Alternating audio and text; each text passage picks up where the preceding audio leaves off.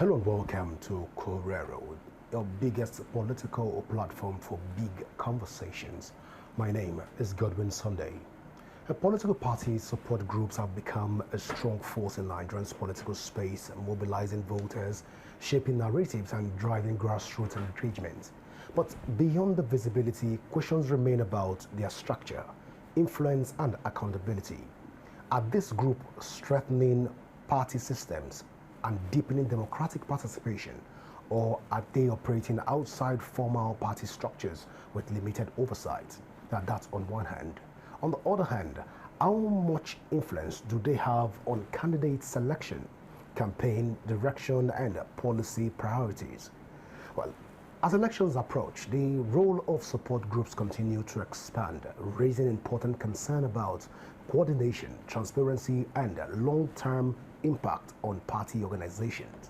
So tonight on Correro, we will interrogate political party support groups in Nigeria, their role, relevance, and the implication for the political landscape. Joining me tonight on the show is Chief Chibunna Ubawike, Chairman APC, all registered APC North South Progressive, and he will be helping us put all of these issues to rest tonight. Please stay with us as the conversation begins immediately after this break.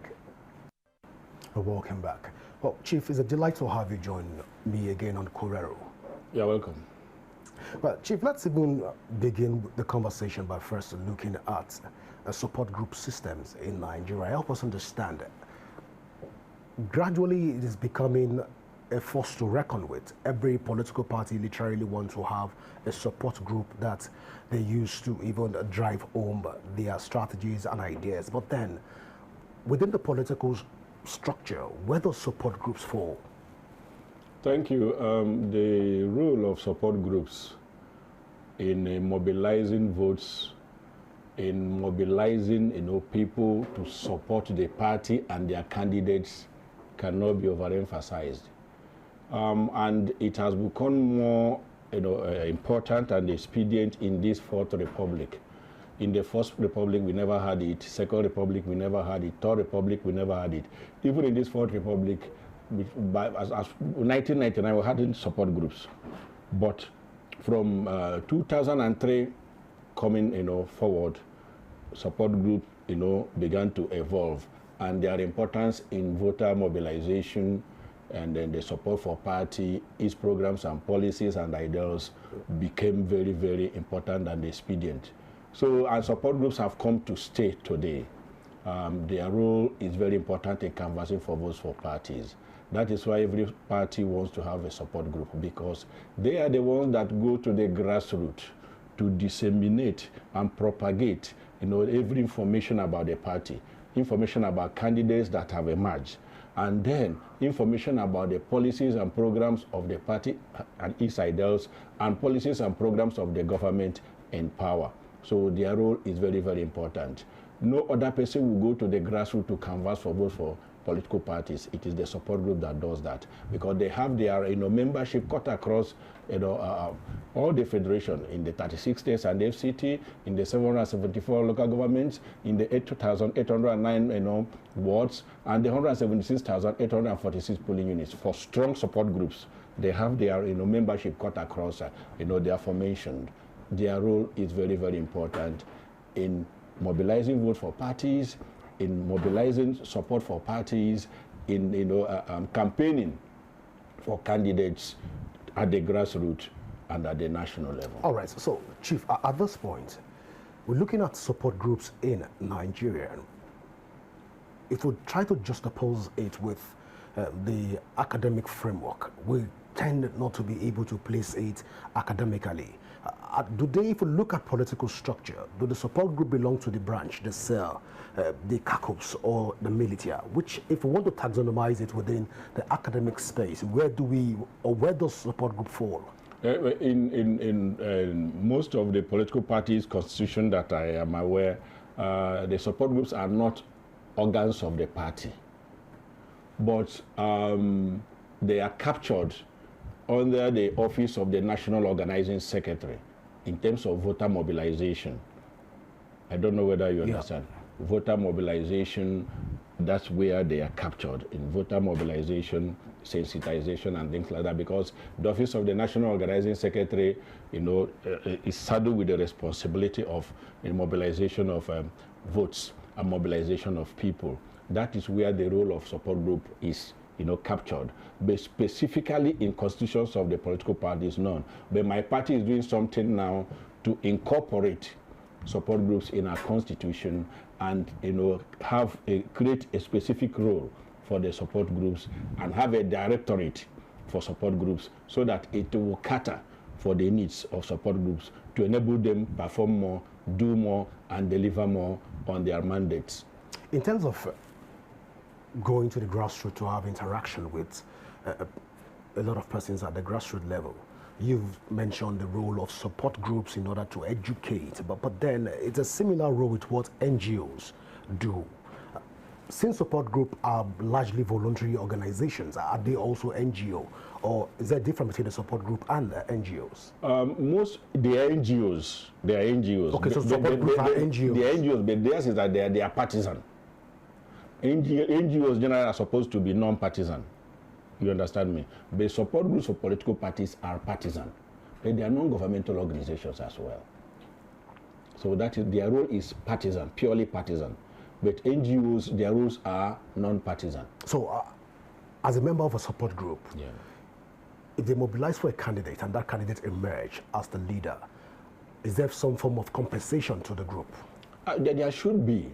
At least, you need to appreciate the efforts of the members of the support group, getting employment for them, and other forms of, incentives, getting them appointment and securing appointment for them, and other forms of incentive for the members of the support group, because a worker deserves his wage. So will this be discussed before even the support group begins to carry out some of their functions? It is not general.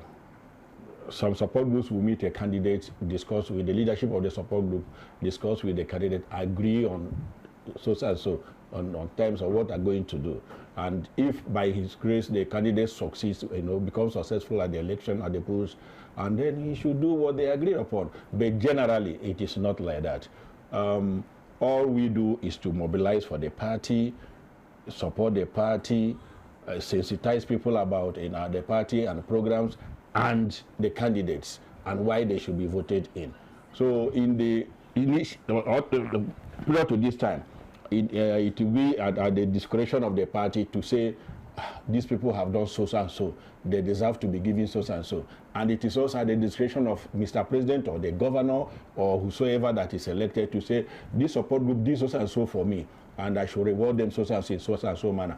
But now my party wants to legalize it in terms of bringing it in our party's constitution, creating a formal role for them, giving them a seat at the National Working Committee level, and creating a directorate for support groups so that they will become an organ of the party. So the party will be able to monitor their activities properly, be able to assist in funding them, be able to help them to work according to the constitution of the party in doing what they are supposed to do for the party.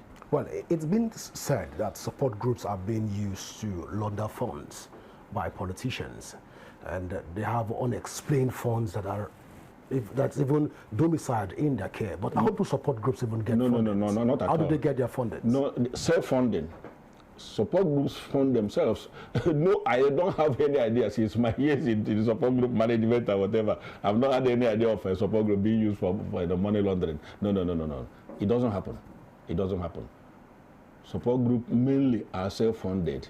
Members contribute to fund their operations and their activities. And if there are members of the society or party that what the support group is doing pleases, they make donations and contributions to assist them to carry out their programs. Even the candidate that they are supporting at times can make contribution, donation. That's not money laundering.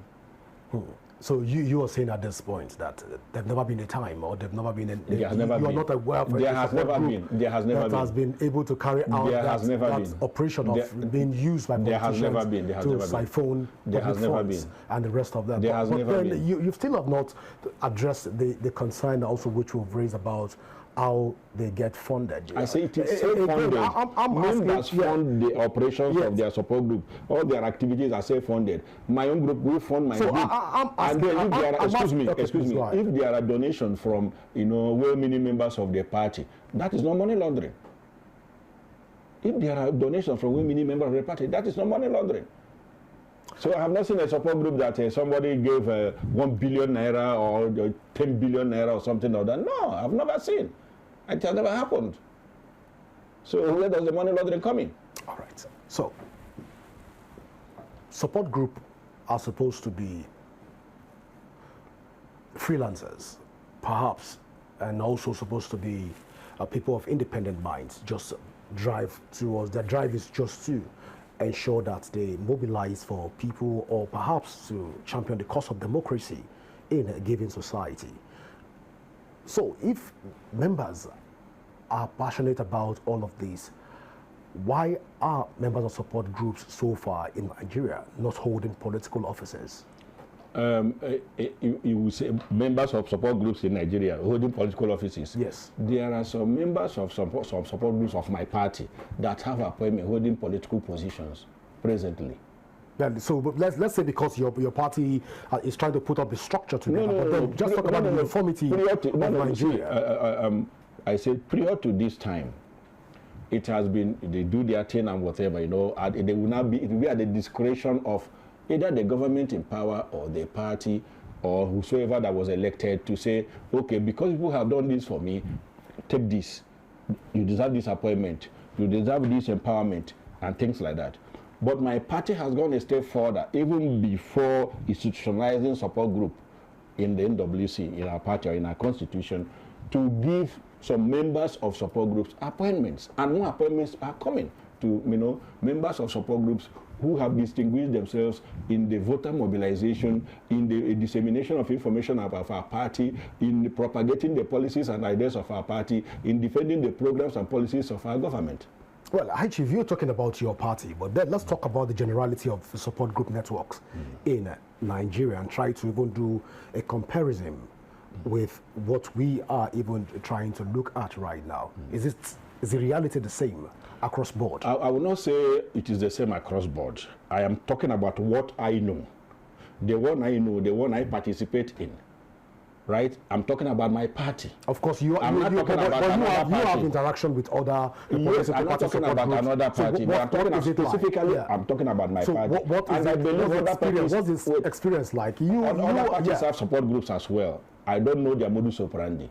The modus operandi of support groups of my party is what I know. So there is no uniform law governing support groups? No. So once you feel like, probably you feel compelled to get involved with political activities not within the political arena, you can as well join a support group. If you feel you are convinced about the activities or operations or the policies and programs of a political party, and you feel you can support them, and then you want to make it on a larger scale, you want to galvanize support for the party all over the federation or within a zone or state or locality, you can go ahead if you believe in their policies and programs, if you believe in the ideology of the party. The person is allowed to do that. You register with your party and begin to do what you're supposed to do for them. So in a case where support groups are not supposed, they're supposed to be NGOs, and as such they're not signing any agreement with any politician. They just want to do what they know how to do best by giving their own 1% to the society. Does support group have right to demand from sitting political office holders certain obligations? They have the right, in as much as there is no formal agreement written. In most cases, there are verbal agreements. Even though it's not stated? Verbal agreements. I say, in as much as there is no formal agreement, official agreement put to paper, but in some cases, there are verbal agreements. So, and going by what is obtainable in the support group ecosystem, when you do your job well and your candidate succeeds, become victorious, he is supposed to compensate you for doing the job, for marketing him, for propagating him, for mobilizing vote for him, for engaging in contact and mobilization for him that enable him to win election. But he's not obligated to do that. It is not obligated, but if there are verbal agreements, he should keep to the verbal agreement. So in a case where there are no clearly spelled out terms and conditions, you now work at the mercy of the person. That is why my party now is institutionalizing support group. They want to make it legal, capture it in our constitution, assign the proper role of support group to it, so that it becomes an organ of our party. Well, some political parties have up to 50 support groups within its party structures. Then, a lot of persons have also said that those support groups are part of why the parties are having internal wrangling. How will you react to this, that support groups are a reason why we have a lot of cracks within political parties? No. Support groups have no role to play in the internal workings of the party that brings about, disagreements, what you call internal wranglings. It's outside the purview of the support groups. They are not the cause. They do not contribute to it. But they are card-carrying members of the party. They are card-carrying members of the party. They are not part and parcel of the administration of the party. So why would there not be the reason for there to be disagreements amongst the party members? No, they are not. They are not part and parcel of it. So support groups are not championing the cause of stability and rancor. They are not. Internal wrangling with they the are not political part parties. and parcel of it. No. That has to do with the internal workings of the party, mechanism, disagreement among the maybe aspirants and whatever, clash of interest. That's what brings about the disagreements in the political parties. It has nothing to do with support groups and their, a mode of operation. In my party, we have over 5,000 support groups and still counting. That's huge. Yes, because we are the largest political party in Africa. Allegedly. Not allegedly. Not allegedly. Let's allegedly. We can't confirm authoritatively that. Not allegedly. We have over 5,000 support groups and still counting support groups in my party. So, and we are doing our job for the party. Good job for the party, and we are going to do more as we approach the campaign period of 2027 election to ensure that my party comes out victorious in all the elections. Okay, so at this point, are there actual laws that governs and regulates support groups networks in Nigeria as it stands right now for political parties? You must work with within the ambit of the constitution of your party. The support groups, the partisan support groups as we have it, are populated by members of the party, card-carrying members of the party. And as such, you must work within the ambit of the constitution of the party. That is the law that governs whatever activity a political party does. And you being in a support group of a party is part and parcel of the party. So the law governing the operation, the running of the political party also includes you. You must work within the law governing your party, the constitution of your party. So a party member that is not part of the support group of its political party, is he supposed to be a beneficiary of the system? Or you must belong to a support group to be able to benefit from the political party? It is not compulsory. Support groups is voluntary. It's voluntary. It's not compulsory you must belong to a support group. No. And if by chance your party comes out victorious and there are patronage is dispensed to the members of the support group, if you are not a member, you are not supposed to be a beneficiary because you did not work. If you work and there is patronage is dispensed to the support group, you should be part and parcel of the beneficiaries. But if you did not work, you don't have any reason to prognose into what they are doing on how they are being empowered or rewarded. So, as it stands today, there is no uniform law that regulates support group networks in Nigeria. It is the law of the party. All the political support group will rely on the law governing the constitution of the party. Yes. So, if Party A is regulated by this law, and Party B is operating this particular law, then we have support group networks that are not uniform. Won't this further throw the country into a state of anarchy where we don't have uniformity in laws? No, get it. All the parties have one law guiding their operations. But the support groups Excuse don't. me, Yeah, please go ahead. all the parties, all the political parties in Nigeria have one law guiding their operations, you know, and they have one regulator, INEC. The operations of the support group is regulated by INEC, and it is one regulation for all the political parties. Then each party has its constitution that conforms to the regulation of INEC guidelines and laws, and also that conforms to the Constitution of the Federal Republic of Nigeria and conforms to Electoral Act. I don't know. So you do not have a law that is at variance with the Electoral Act, at variance with the Constitution of the Federal Republic of Nigeria, or at variance with the INEC guidelines. No, you can't operate. So being that being the case, the law of the Constitution of the Federal Republic of Nigeria, the Electoral Act guiding operations of support groups and whatever that comes with it is what political parties and what comes with it is what guides and regulates support groups. You cannot operate outside the ambit of the Constitution of the Federal Republic of Nigeria as it concerns political parties.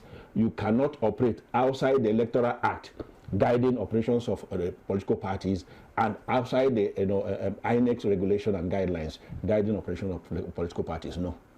So whatever you are doing must be in conformity with the aforementioned. Why I'm asking that is because I want to find out from you if there's an age limit to belong to a support group, political support group rather, because we've seen a lot of mobilization going on in grassroots, and children are partly involved in even I think putting on support group network clothes. We've seen instances of this. Does the support group have some form of regulation that forbids this act? In Nigeria, the universal adult suffrage is for 18 years and above. Thank you. So for you to be a member of support group, you must be from 18 years. Anything below that, no. Because that is the age you can be able to vote and be voted for. From 18 years, you'll be able to cast your vote. So that is what the age that is acceptable and the age that is permissible, in belonging to a support group. So a case where we see children being branded with political support group T-shirts, and also on the street also trying to support certain candidates. Is there a law within the political framework? The children are not branded. Maybe the children, they saw the paraphernalia of the party and they like it and it is put on them. It does not mean they are supported because they don't know what they are doing. It is an adult. And they are dancing with... They can dance. That is why they are children. They can dance. And if a party A is doing that, you see them dance. You see party B doing, you see them dance. That's why they are children.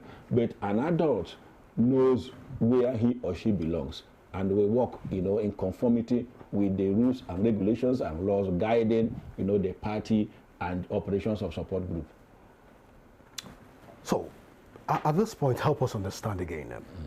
Speaking about sanctions for support group networks, is it the political party that sanctions support group network or discipline members of support group if they go contrary to the party's constitution, or there is an umbrella body that is saddled with that responsibility? It is the political party. The political party will deregister that support group because you must be registered with the political party. Oh, you must be registered with the political party? Yes, you must be registered with the political party you are supporting. You can't just come out and begin to say you are supporting and the party does not know, you does not have record of who you are, your officers and your operations. You must register with the political party, and part of the conditions for registering you is that you must conform with the constitution of the party and the laws guiding the operations of the political party. You will not act in variance. You will not act in variance or at variance with what the law provides for. You understand? You can't act ultra vires. So if there is any infringement that is noticed and you are warned and you did not desist, the party will deregister that support group. That is. I'm curious at this point. The support group, for the registration of support group networks, do they need to pay the party to be able to get involved? They do not pay. They do not pay. So what's the modus operandi? There are conditions. There are safety conditions you must meet. So anybody can create a support group? When you have a support group, if you meet those conditions. You want to give us a... No. Let's never go within your party. Let's take it outside. There are conditions. All right. That you must meet before you will register, the party will register your support group. if you meet those conditions, your party will register you, and you work according to the terms of your registration. So if you deviate, the party is at liberty to deregister you. So with 5,000 support groups so far, and still counting, as the biggest political party in Africa, although we yet to confirm that fact. But then, looking at all of those, you're saying that the 5,000 support groups, over 5,000 support group networks have met that criteria? Yes. Yes. What's the benchmark? It is infinite. What's the benchmark?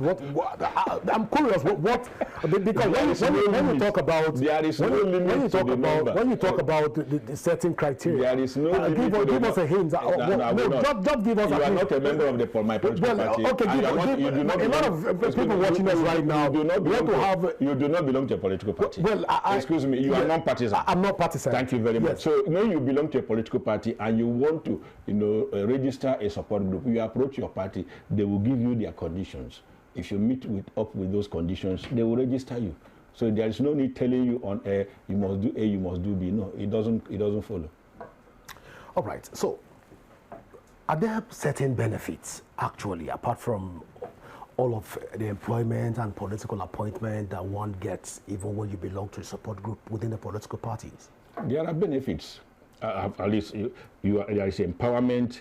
There is empowerment can come in any form. If you have an appointment, it's empowerment. If you the other forms of empowerment, that comes with it are very beneficial. If the party wants to do something, and they will look at their members that they need to empower, bring closer, and then it will trickle down to the grassroots. If maybe support group A has an empowerment program from the government, maybe some of their leaders are given appointment, they will be able to carry along the members of their support group, and the benefits will trickle down the line to the grassroots. Well, interesting. I'm asking that in order to ask. A lot of support group networks are popular within urban cities. Rather, we hear little or nothing about support group networks in rural communities. Support group network in Nigeria, is it supposed to be urban-based? The support groups are not urban-based alone. There are support groups that are within a locality, maybe within a zone, a geopolitical zone. That is their reach. Then there are national support groups that cut across all the federation. Then there are statewide, support groups that maybe are within a state. They cover the entire local government of their state and the political wards of their state. They operate within that area. Then those that are within a zone operate within the geopolitical zone. But the national support groups have their structures in the 36 states and FCT, in the 774 local governments, in the 8,809 wards, in the 176,846 polling units. It is not a small task. And my party has support groups that have these structures. That is why when we tell you we win, we have won an election, you don't need to doubt us because we're everywhere. So if we get to the nooks and crannies of Nigeria, we'll find the support group. Yeah, most of the support groups are of my party. No, generally support groups network. Let's not limit the conversation to. Not many parties have the wherewithal to fund support. To fund the support group is capital intensive. I thought you said it is self-funded, and then many individuals that can make donations to you as well can support you. It is a support group. Individuals who can support you. Corporate bodies can support you if they so wish. You understand? So not every party has a support group that has such national spread, because to run a support group with national spread is capital intensive. Chief, we're missing you at a point. You are not missing me. Well, let's put this to rest. You're saying at this point that to fund a support group is quite expensive. Yes. And it's supposed to be self-funded. It's self-funded. So this brings us to that point again of who is supposed to be a part? What's the caliber of persons that's supposed to be in a support group network? The membership is open to everybody. The high, the mighty, the low, everybody. Can the low fund? Well, within their ability. But in most cases, the high and mighty take the responsibility of them. And by so doing, doesn't this mean that the higher mighty will trample on some of the appointments? Because we've had cases where we've seen cases where how will they trample on? They cannot. No. It doesn't follow. It is a support group, as the name implies, and the funding is by from members. So, and support groups are populated by the high and mighty, and also the low. Your contribution is as within your reach, within what you can afford. That is how it is. Well, we've had cases where they said appointments came, and actually it did not trickle down to people after. Appointment will come. Listen, for you to have an appointment, one, there are things. Are you educated? Are you? Do you have political clout? Do you have value to add to governance and to the government? I don't know whether you get me. Do you have street credibility? It's not because you are a member of support then you are qualified for an appointment. No, you must be well educated.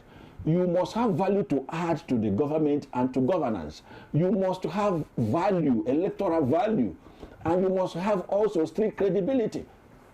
And you think that people on the low have all of this?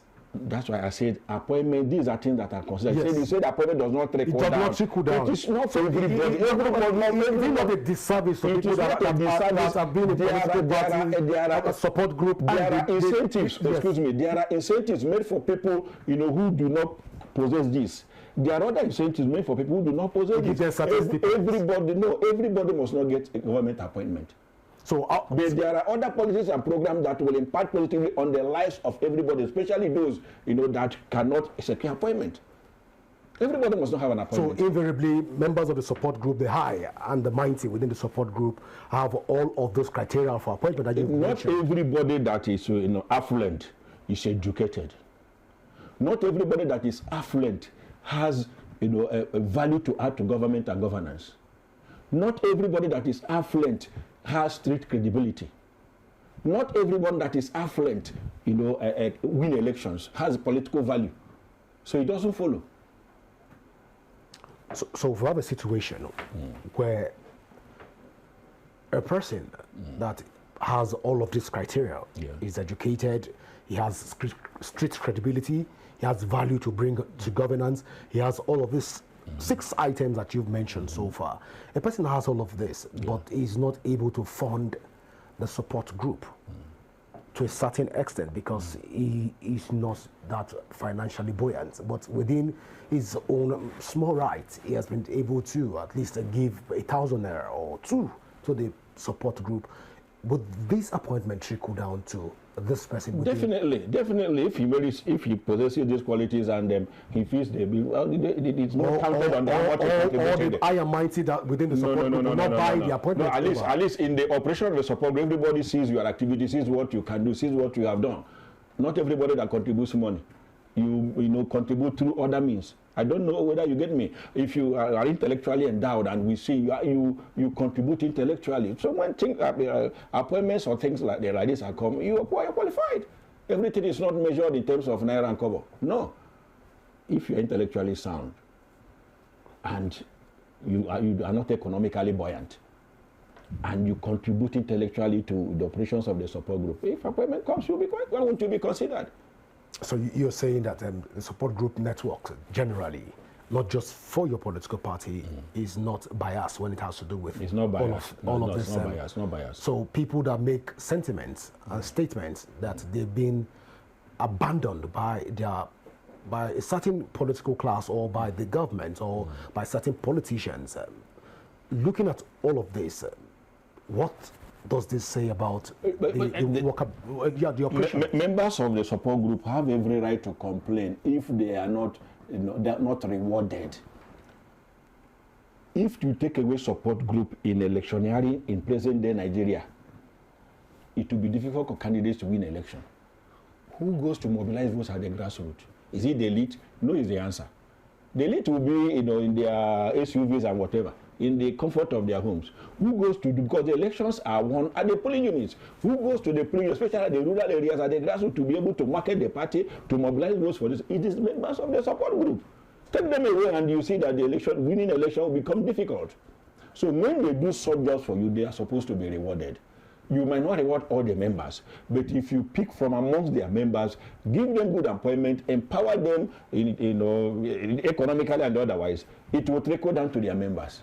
That's what support group members are talking about. But when nothing comes to them after doing the job, they took bullets for you in the field, spilled their blood. Some are killed in the process.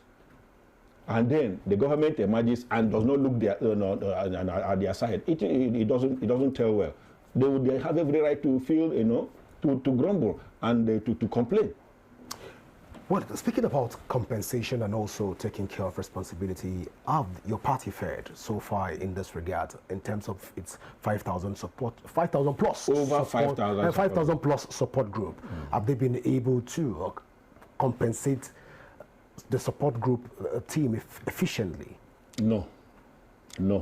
But we believe they will turn a new leaf as we progress towards the 2027 election. But all this while they have no. See, I am a stakeholder in my party, right?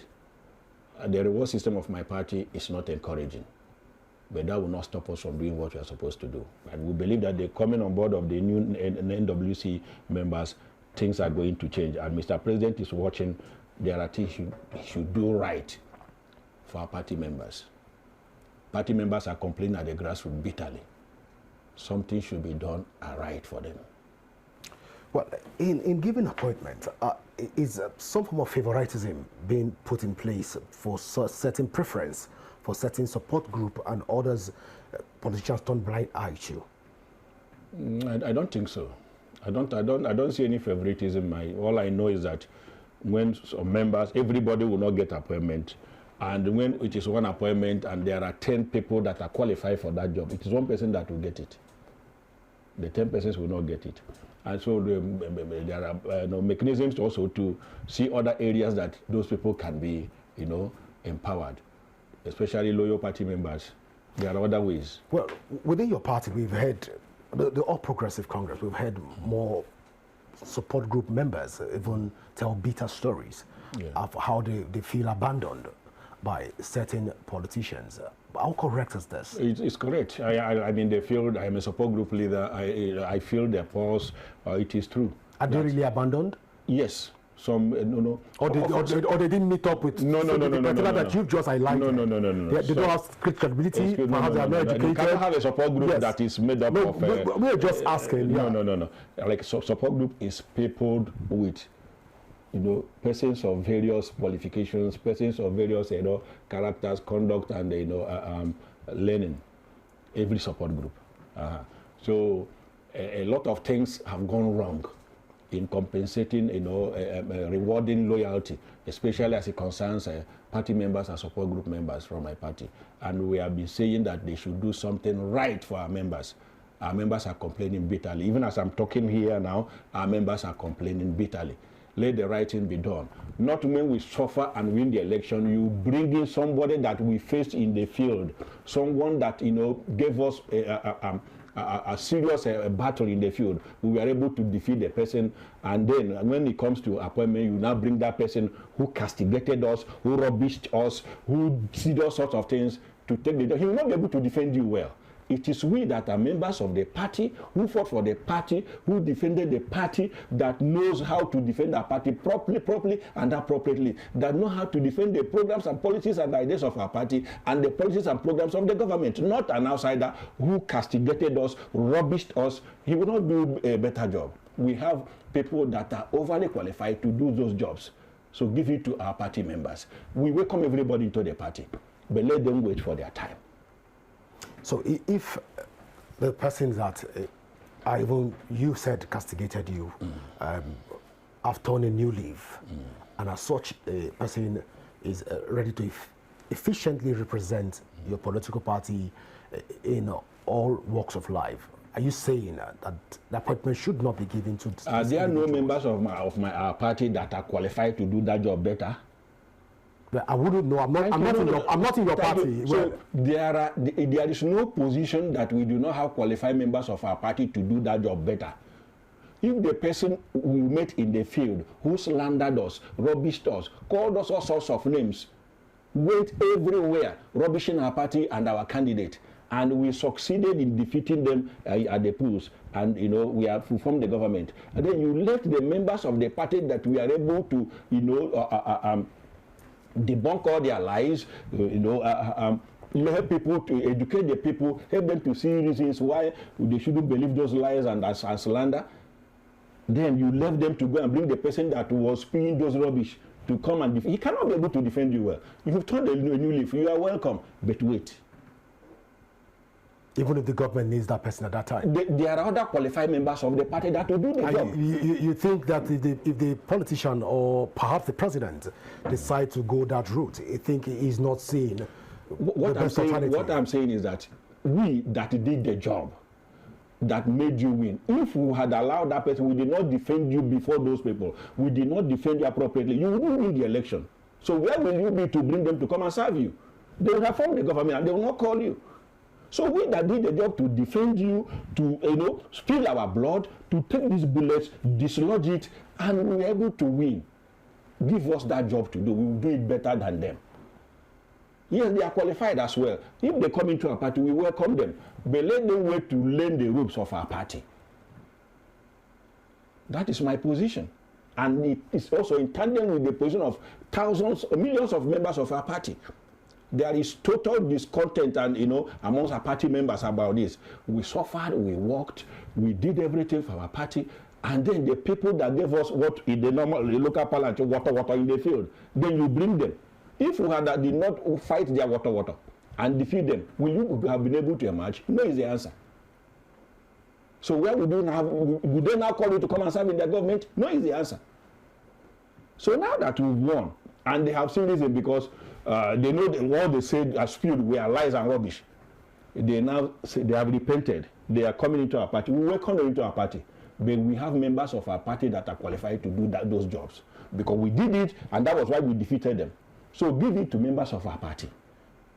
A worker deserves his wage. And you don't think that this particular comment is not certainly being unfair to the leadership of the party? It's not being unfair. If they do the market, they do the scouting, and we're able to shop right for the best candidate for certain positions, and we're able to bring them in knowing fully well that they've turned a new leaf. Let me tell you. It's not being unfair. Let me look now. If you are an engineer, you are working in one construction company A. After working in that construction company A, you want to collect salary, you want to go to construction company Z. Is that proper? It's not proper. If we have not been able to dislodge their lies, if we have not been able to reduce the rubbish they were spewing, their slander, their abuses and insults in the field, if we are not be able to sensitize members of the public appropriately, debunking all what they were, personal funds. With our personal funds and efforts and resources, and many of us lost our lives in the process, and you are not the winner. Where would they be? If we do not do that job appropriately, where would they be? They would have formed the government now, you would have lost the election. So if we did our job properly and it enabled us to win the election, we that did the job supposed to, if there are appointments, give it to us first. If there are ones to be given to them, okay, but give us first. At first I thought this was not being realistic. It was just a statement, by the way, by a lot of persons who feel that they are not satisfied with the government. I didn't know that it's a reality, because hearing from you as a stakeholder within the party, and you are saying about close to 1,000 people are also taking this position of things. I tell you, millions of members of our party, as I'm talking to you today, I relate with the grassroots, I relate with our party members at every strata. They are not happy.